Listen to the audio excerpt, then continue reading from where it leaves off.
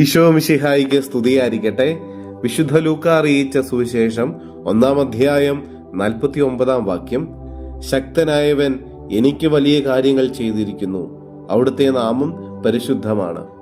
സർവശക്തനും സർവാധിപനുമായ ദൈവമേ, ഞങ്ങൾ അങ്ങയെ ആരാധിക്കുന്നു, സ്തുതിക്കുന്നു, മഹത്വപ്പെടുത്തുന്നു.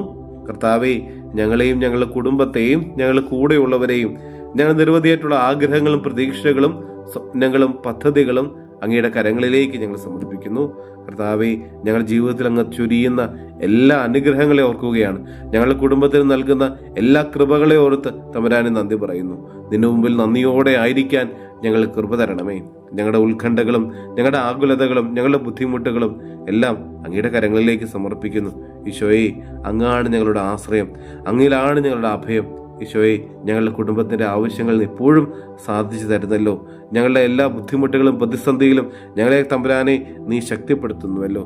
നിന്റെ കരങ്ങളിൽ മുറുകെ പിടിക്കുന്ന ഞങ്ങൾ പ്രതിസന്ധികളും പ്രശ്നങ്ങളും വരുമ്പോൾ ഈശോയെ, നിന്നിൽ കൂടുതൽ ആശ്രയിക്കാനുള്ള വലിയ കൃപ ഞങ്ങൾക്ക് നൽകണമേ.